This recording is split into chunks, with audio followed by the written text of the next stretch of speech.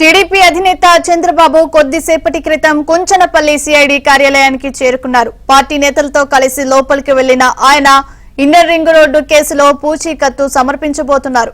అనంతరం గుంటూరులోని CID regional office కు వెళ్లనున్న చంద్రబాబు మద్యం కేసులో పూచీకత్తు సమర్పించనున్నారు. అంతకుముందు కానూరు ఆఫీస్ కు వెళ్లిన ఆయన ఇసుక కేసులో బాండ్లు సమర్పించారు. ఈ 3 కేసుల్లోనూ చంద్రబాబుకు ఏపీ హైకోర్టు ముందస్తు బెయిల్ ఇచ్చింది.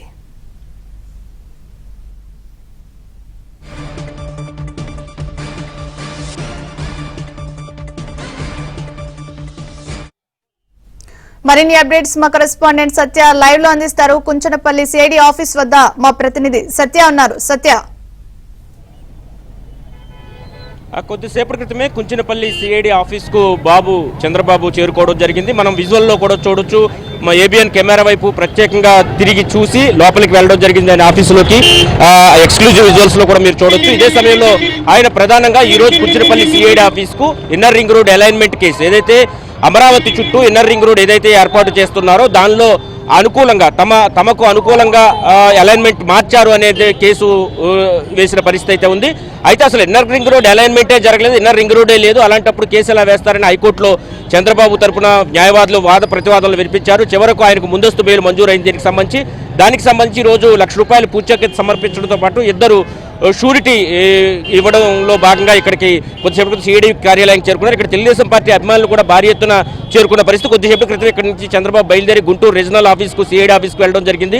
అక్కడ కూడా పూచీకత్తు సమర్పించి ఇద్దరు పూచి ఉంటూ మరి బెయిల్ తీసుకోబోతున్నారు. దీనికి సంబంధించి ఇక్కడ తెలుగుదేశం పార్టీ అభిమానులు కావచ్చు, పబ్లిక్ కావచ్చు వచ్చిన పరిస్థితి అయితే ఉంది. చెప్పండి, ఏంటి ఈ రోజు చంద్రబాబు గారు ఇక్కడ బెయిల్ తీసుకోవడానికి వచ్చారు, పూచీకత్తులు సమర్పించారు, ఎలా చూడాలి ప్రభుత్వం పెట్టిన కేసును? అంటే 40 సంవత్సరాల రాజకీయ చరిత్రలో అవినీతి మచ్చలేని చంద్రుడు నారా చంద్రబాబు నాయుడు గారండి. జగన్మోహన్ రెడ్డి ఒక అవినీతి తిమింగళాన్ని వాళ్ళ ఆంధ్రప్రదేశ్లో ముఖ్యమంత్రి స్థాయికి ఇచ్చేసరికి ప్రతిపక్షంలో ఉన్నప్పుడు 6.5 లక్షల కోట్లు అవినీతి జరిగిందని పుస్తకాలు కూడా వేశాడు. ఎలానో తన టర్మ్ అయిపోవచ్చింది కాబట్టి ఇవాళ 27 కోట్లు అని చెప్పి అసలు రోడ్డే వేయని రింగ్ రోడ్లో అవినీతి జరిగిందని, మద్యం లిక్కర్ల వల్ల బాండ్ల వల్ల ప్రభుత్వానికి ఆదాయం పడిపోయిందని ఒక తలతిక్కల కేసులు పెట్టిస్తున్నాడు. ఇన్నర్ రింగ్ రోడ్లో కేసు పెట్టింది ఎవరండి? ఆళ్ల రామకృష్ణారెడ్డి.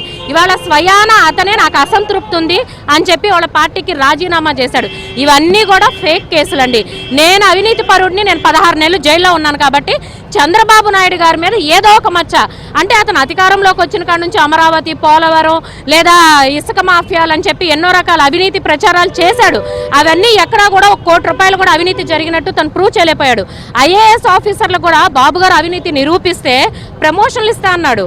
కొండంతోవి ఎలికి తోకను కూడా పట్టలేకపోయాడు తుగ్లక్ జగన్మోహన్ రెడ్డి. ఇవాళ పనికి మాలిన కేసులు, నిలబడిన కేసులని అతనికి తెలిసి కూడా మళ్ళీ మరోసారి ప్రజల ముందు చెప్పుతో, న్యాయస్థానాల ముందు చెప్పుతో కొట్టించుకోవడానికే ఈ పనికి మాలిన కేసులు పెట్టాడు.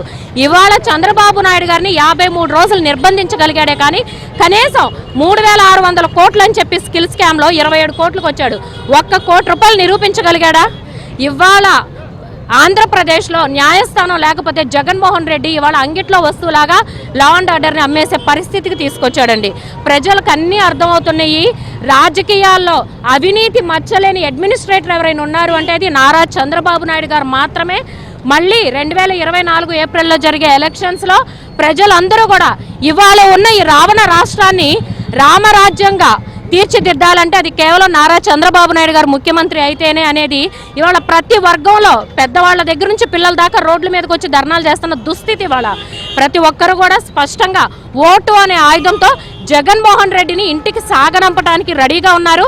మళ్ళీ శ్రీకృష్ణ జన్మస్థానానికి వెళ్ళి the most corrupted CM Jaganmohan Reddy మళ్ళీ జైల్లో చెరసాల పాలవుతాడు ఖాయం. ఓకే, ప్రస్తుతం చెప్పండి సార్, ఏంటి ఈ రోజు పెట్టిన కేసును అదే బెయిల్ తీసుకోవడానికి వచ్చారు కదా పూచీకత్తు సమర్పించడానికి, ఈ కేసు అసలు నిజంగా ఉన్న కేసు అనుకోవచ్చా?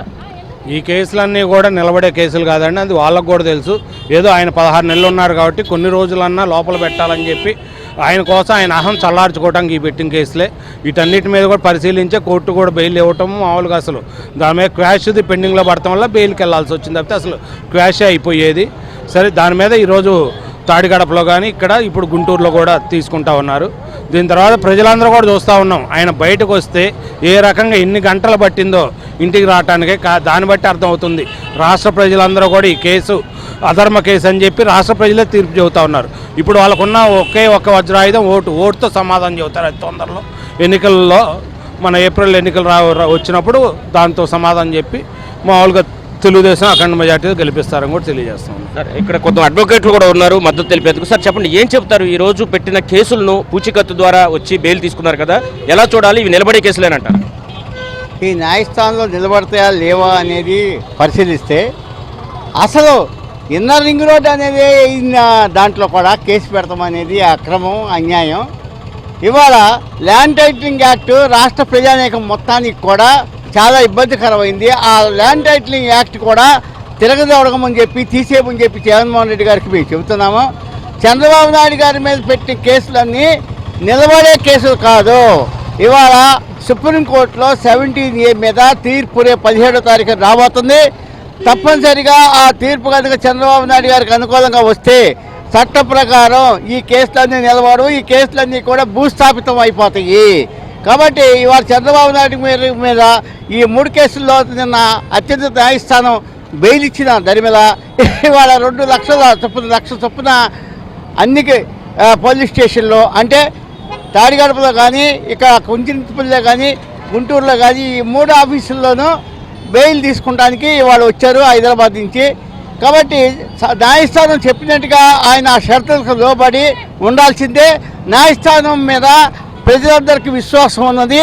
అది అధికారులు ఎవరున్నా సరే మనకి భారత రాజ్యాంగం ఇచ్చే న్యాయస్థానమే మన కాపాడుతుంది. ఓకే సార్, మొత్తం మీద తీసుకుంటే కనుక చంద్రబాబు కొద్దిసేపటి క్రితమే కుంచినపల్లి నుంచి బయలుదేరి గుంటూరు వెళ్లారు. గుంటూరు రీజనల్ సిఐడి కార్యాలయంలో మరలా పూచీకత్తు సమర్పించి ఇద్దరు చేత షూరిటీ ఇచ్చి బెయిల్ పొందుతారు. అదే సమయంలో ఈరోజు సాయంత్రం కీలకమైన మీటింగ్ కూడా తెలుగుదేశం జనసేన పార్టీలకు సంబంధించి జరగబోతుంది. ఒక డిన్నర్ మీటింగ్ కూడా జరగబోతుంది. రేపు ఉదయం తెలుగుదేశం అధినేత చంద్రబాబు నాయుడు, అదేవిధంగా జనసేన అధినేత పవన్ కళ్యాణ్ కూడా మందడంలో ఉన్నటువంటి గోల్డెన్ రూమ్ స్కూల్లో భోగి మంటల్లో ఈ ఏదైతే అక్రమైనటువంటి జీవోలు ప్రభుత్వం తెచ్చిందో వాటన్నింటిని కూడా తగలబెట్టే కార్యక్రమం కూడా ఉన్నట్టుగా తెలుస్తోంది. మొత్తం మీద ఈరోజు బెయిల్కి సంబంధించి మొత్తం 3 ఇన్వెస్టిగేషన్ ఆఫీసర్ల దగ్గర, ఐఓల దగ్గర కూడా ఆయన వచ్చి పూచీకత్తులు సమర్పించిన పరిస్థితి అయితే కనిపిస్తోంది. Right, thank you.